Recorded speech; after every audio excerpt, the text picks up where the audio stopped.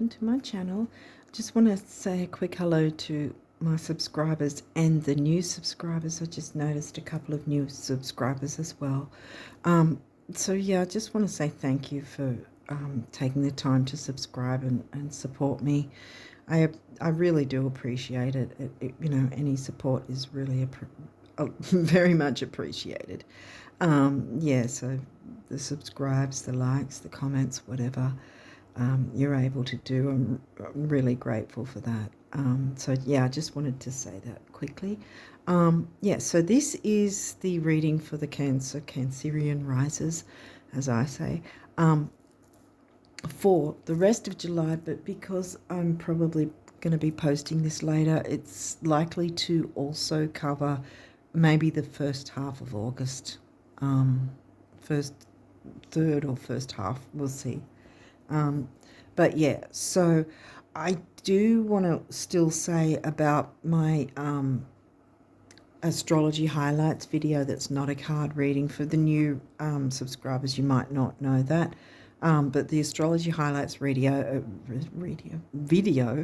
is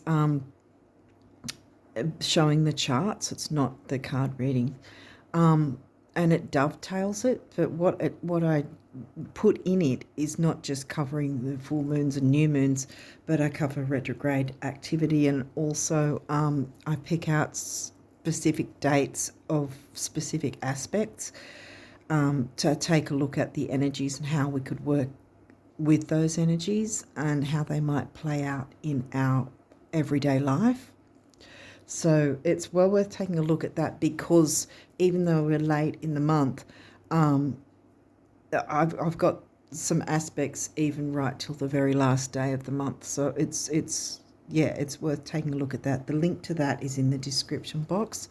So yeah, anyway, let's get going and see what cards came through for you Cancerian risers for, as I said, the rest of July, but perhaps the first third to the first half of August as well. Yeah, 11th house. Okay. That's the Aquarius house, friendships, groups, social circles, and that's in the sign of Taurus for you. So there could be something about money. Mercury. Well, when I'm recording this, Mercury's in his pre-shadow. You didn't have many of these cards from this deck. Ooh, Chiron, the wounded healer, healing some past wounds or deep wounds perhaps. Vesta, home and hearth. Right, asteroids, okay, and another asteroid, Hygeia. No moon phases, okay. And the only house was this. We opened with the 11th house. Friendships, groups, social circles, wishes, hopes, and dreams. Okay, let's keep going because we haven't got either full moon or new moon. Hygeia.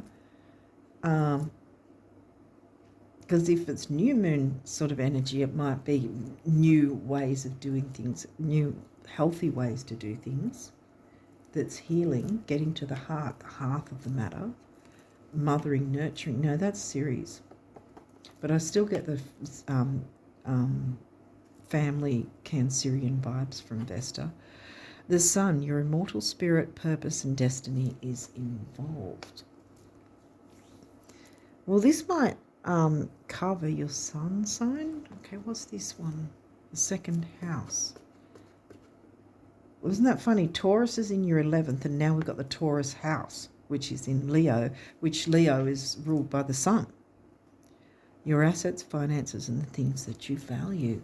Yeah, see, so yes, it's a money house, but also it's the things you value, including who you value, which also includes your self-worth, yourself, valuing yourself. So let's keep going and see what we can see. Aquarius, the innovator. Well, we had the Aquarius house, now we've got the Aquarius sign. Aquarius is in your 8th with shared resources, so we're coming back to money. The 8th house is your other money house. Your 2nd house is the assets you have for yourself, pretty much, and what you value. The 8th house is what you share with others. 9th house, seeking. The Sag house.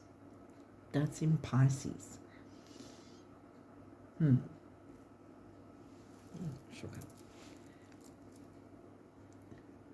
Pisces and Sag mixed together. Jupiter is a co-ruler of Pisces, which clearly Neptune's Pisces ruler as well, but Jupiter rules Sagittarius. So we've got the link there with the Sag house covered by the sign of Pisces with this Jupiterian energy. Ninth house, the wider world, study, travel, long distance, philosophy, religion, belief systems, opposition, balance. Finding a balance. That's an aspect, opposition. Capricorn, the boss. That's your descendant in your 7th house. Capricorn's in your 7th. Opposition. Yeah, well, it is the opposite house. We're here, see? 1st house, 7th house.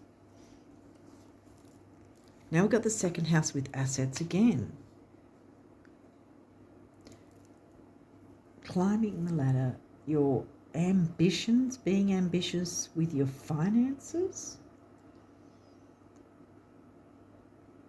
But this is in your 7th, so it's being ambitious perhaps with your friendships, because remember the assets, yes, there's physical assets, but there can be emotional assets as well, your friendships. 3rd house, perception, communication. Your 3rd is in Virgo. Health, duty, service to others. You communicate in that way. Details, you know, that sort of thing. Clean eating, that's all Virgo things. 3rd house is Gemini, communication, Mercury ruled. Mercury's in pre-shadow right now as I'm recording this, but by the time you guys see it, he's probably would have actually moved into retrograde. Okay, this particular part of the deck, part of the reading, this deck, may have reversals. We'll walk through it if there is, but what have we got? Straight up. Ooh, Aquarius the innovator, and now we've got Aquarius collaborate. In the reverse. We had the 11th house as well. In Taurus. Is there something to do with your relationships and money, and there's been a lack of collaboration? Something hasn't been working. Someone's been giving more than receiving, or someone's been taking more than giving. It can go either way. Mercury messages this, when this guy rocks up in an actual retrograde, I'm pretty much feeling it's more reiterating Mercury and to work with mercurial energies. It says messages. I think this is the perfect time to clean out and clear out what's going on there. The other thing with the sun could be your sun sign might either be Taurus or Leo, or you're working with someone with Taurus or Leo. You know, you're dealing with, not necessarily working with, but, you know, 9th house exploration.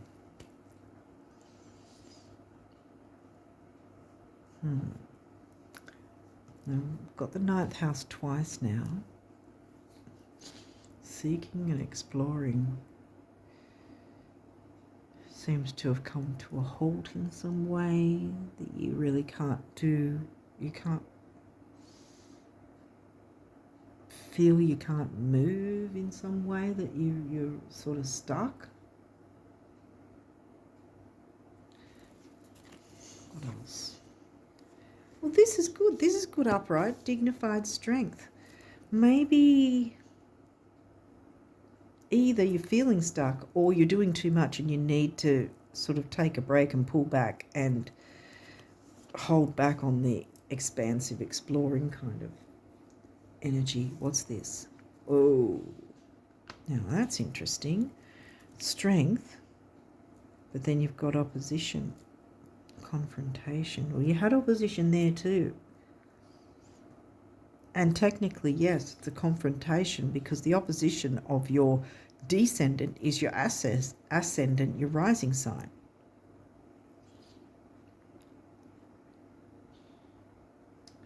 Mercury. Shared resources. Has there been some sort of argument about money? Because with the retrograde energies, we can often get frustrated, or someone else can, and there's a kind of a break in the communication flow kind of thing. See, these seem opposite energies here because you've got dignified strength, being the boss, but then there's a confrontational energy as well that maybe you have to watch out for not being too confrontational, or take a step back from someone else who might be, or maybe you haven't explored or seeked a certain situation that you need to confront. This could be personally on your own, not specifically with someone else. This might be you locking horns with yourself and your own inner self. But you can gain dignity and strength by looking within, I think, because something needs to be cleaned up, getting to the heart of the matter, the hearth. Communicating healing. Communicating might not necessarily be communicating with others, but working with Mercury, like the retrograde energies now, to look within. Which Mercury's, he started in sidereal Leo, but then later in the month he's going to be moving into sidereal Cancer. Probably still by the time you see this, he will still be in sidereal Leo. And that's in your second. So finding dignity and strength and self-worth. So the second house feeling, and confronting what's holding you back from that, perhaps. Something to do with shared resources, though, I think. Collaborating with others.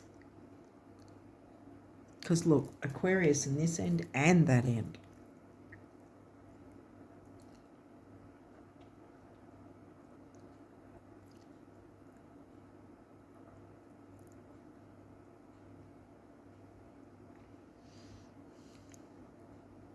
Yeah, I feel like it's like you're being held up in some way. It's either about confronting the issue, one, or avoiding someone who might be confrontational, or you yourself looking at if you're a little too confrontational with the way you communicate. Gemini's in your 12th. You didn't get, did you? No, I don't think you got the 12th. Or Gemini. No.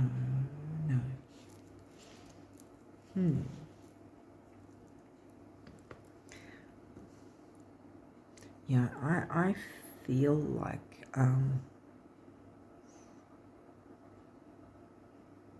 something you share with others in any form of relationship needs healing, needs cleaning up and healing, getting to the hearth of the matter.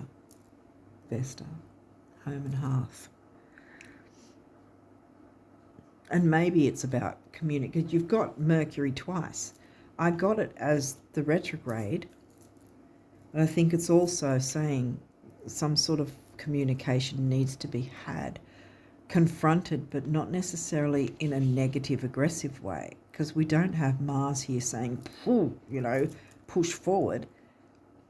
if anything, the healing energies in Vesta are more gentle and calm and peaceful. Let the water flow easily, go with the flow. Because we did get Pisces is in your ninth, yeah. Easy go, easy flow, sort of go with the flow like Pisces likes to do. So sort of confronting any issues in a peaceful, calm way, if that makes sense. But if someone else is a little confrontational, take a step back and try and look into the issue at a better time maybe, or whatever. If someone's being a little, aggressive, sometimes that's all we need. We don't have to tell them. We can just sort of distract ourselves or whatever and do something else for a bit and then come back later when the person's a little more calm, and we can have a better conversation that way and confront the issue in a peaceful, harmonious way. Balance, balance of opposites, balance, giving me the Libra energy there. Even the Libra house came out. Yeah, I think there's something about some kind of relationship or relationships that something needs to be cleaned up in that area. So there's better communication, I think. Something needs to be cleaned up, something needs to be healed. You've got to get to the heart of the matter. And Mercury's here to help you do that. Because he's right in your second house, is what I was pointing out about the Leo before. And then he's going to move into your first house. So working with him while he's in Leo is probably the perfect time frame to work on your self-worth and who and what you value, who the others that you value in your life, and your self-worth, who you value, what and who you value, including you and your self-worth. So working on it while Mercury's in Leo in the second for you. Then once you've moved into that work, then you can work on how the world sees you, because you're Cancerian rising, and Mercury, he'll be moving into sidereal Cancer later in the month, I think just before the new moon, actually, a couple of days before the new moon, which is also going to be in Cancer. So it's going to be Mercury and the new moon in Cancer, sidereal. Okay, so now we'll see the numerology. Physical activity. Okay, well, there's your throat chakra. Using your throat chakra being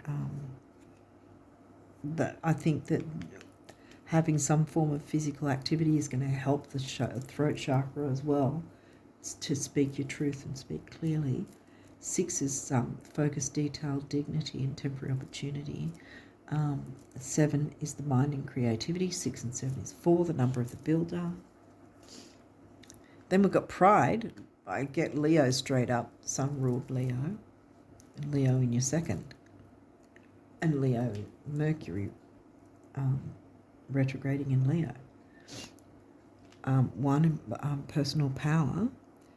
And we've got the base chakra. 9 is big beginnings, big endings. Because I think that, and spirituality, I think, is 9 as well. But, and you've got your 9th house as well. I'm getting 9 with that as well. But, yeah, having a healthy measure of pride, not being arrogant, you or someone else sort of pulling back from being arrogant. You can't tell other people to not be arrogant, but like I said, if they are, then pretty much all you can do is just inadvertently, I don't know if that's the word I want to use, but sort of take a step back without being obvious and offensive, to give them a time to have a breather and be in a better sort of emotional state of mind. when you want to confront the issue or whatever later. But yeah, there's the base chakra, grounding, stability, security, and the physical activity will probably help you get grounded. Personal power number, yeah, I already said that, okay. Individuality, here we go again with the personal power number, and this is also, I usually see with master numbers that I perceive it as that at least one other person, including yourself, is going to benefit from looking into these energies. Individuality, you can have individuality within a relationship, because remember that's in your 7th. You can have a healthy relationship while allowing each other to still have your individualities, each individual. Effort, it's going to take effort because there's cleaning up work to do, and you've got to get to the heart of the matter to get some healings taking place, and Mercury wants to help you with that. And there we go again, personal power and communication, youth, newness, activity. What else is it? I think that's it. And 4, the number of the builder. Now these are the ones from that are set as if the universe is speaking directly to you about abundance. So let's have a look what they have to say. Excuse me. Yeah, see now my throat's going, so there's something to do with communicating that is definitely needed. And I think physical activity is going to help you to get your mind right. I mean, you know, no offense, I'm not saying it for any, I'm not saying your mind's not right, but what I'm saying is with Mercury retrograde, we can get foggy-minded, and physical activity will help us get clear-minded, you know, so that we can confront whatever we need to confront in a healthy, peaceful way. Okay. Let the status symbols you seek most be self-made adventures that excite you at dawn, challenge you by day, and surprise you by night. Self-made being the operative word. Creatorhood rocks the universe.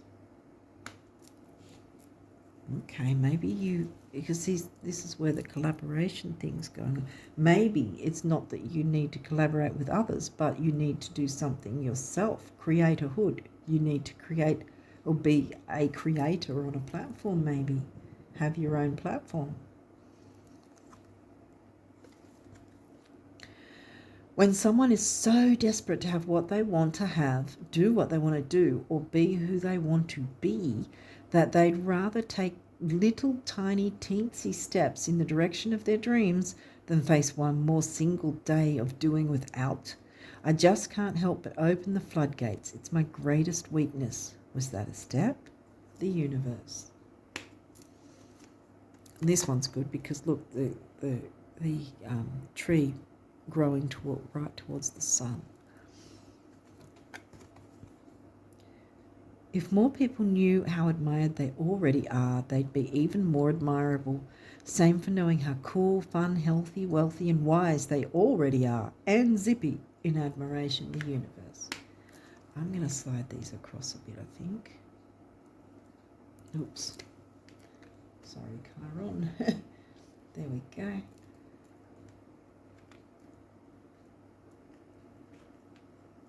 And last but not least is this guy. No matter how much money or love you've made or lost, you can still make more. What's that? Get down on it, the universe. They're a bit quirky, that deck. Okay, guardian angels, what do they want you to know? Prayer. Dear guardian angel, to you I pray. When I'm fearful, help me remember that only love is real. When I'm lost, help me find my way. When I'm confused, help me to regain clarity.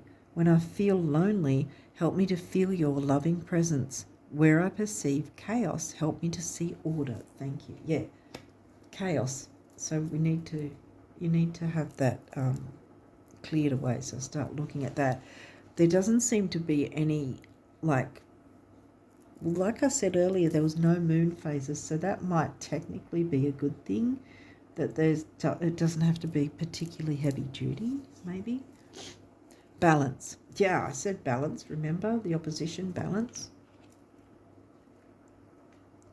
Oops. I think that's it. No, it's not. There it is. Okay. Balance. Difference is a necessary part of human evolution, and everything in life is comprised of opposites which together make life whole. If you light a candle in a room already flooded with light, the light of your candle would be indistinguishable from the light which already exists. Because of darkness, we are able to perceive light. Both are necessary. Yeah. So there has been difficulty, but confronting it in a peaceful way is how you're going to clear it away, get to the heart of the matter, get some healing done, and Mercury wants to help you with that. See, Mercury opens the way. The planet of communication. When he's in retrograde, he's getting us to look within more. It's not about screeching to a halt. It's not about being punished. Things go awry because we don't necessarily have everything sort of sorted, maybe, like if there's a leaking pipe under the ground, well, we're not going to know that it needs fixing, and then when it goes everywhere, we're going to go, oh, right, now it needs fixing, or but the thing is, what I was wanting to say though is Mercury's retrograde. When Mercury's retrograde, he will show us, if we're open to seeing and looking and opening our eyes to it, he will show us what options are available to us, whether we decide to go with it or not. We can still make that choice about whether or not we want to take up certain opportunities, but Mercury shows us what's available to us, and we can work around what we want to do about that. That's what goes on. I don't know if I'm making sense. Hopefully I am. Jewel. Every event in life presents us with a new opportunity to experience ever greater love. There is a jewel to be found within every teardrop. Trust, we, your angels, are guiding the current events. This is a time in which you and those close to you will emerge strengthened by ever greater bonds of love. There you go. Capricorn in your 7th. Trust, there is nothing to fear. There is only love. Well, that sounds good that things are looking up. Intuition. Trust your intuition and know that what seems logical may not necessarily be right. The answer to your question lies inside your heart. Endless possibilities exist for you. Stop trying to work it all out and feel your way through. We, your angels, will guide you. Trust your feelings. What feels right is right.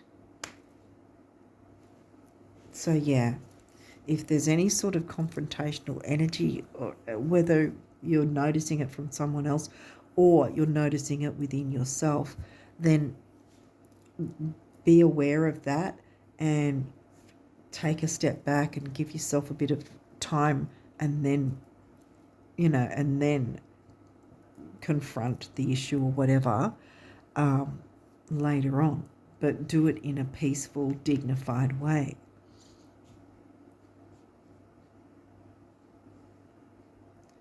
But yeah, if it's something to do with resources, because remember Taurus is in your 11th, I think. Yeah, Taurus is in your 11th. So resources you share with friends or friendships, social circles, clearing that issue away is going to be paramount for you, I think, for the rest of July and early August.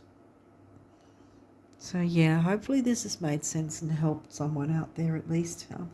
But yeah, I wish you all the best of luck with clearing this up and working through those energies. But Mercury's right by your side.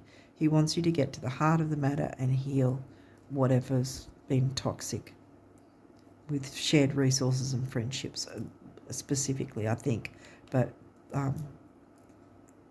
partnerships nonetheless. But yeah, things are going to improve. You just have to look into that first, and then things will clean up and clear up from there. Yeah, okay, so I'm going to leave it there and wish you guys all the best of luck with the rest of July and the first bit of August. And until next time, bye for now.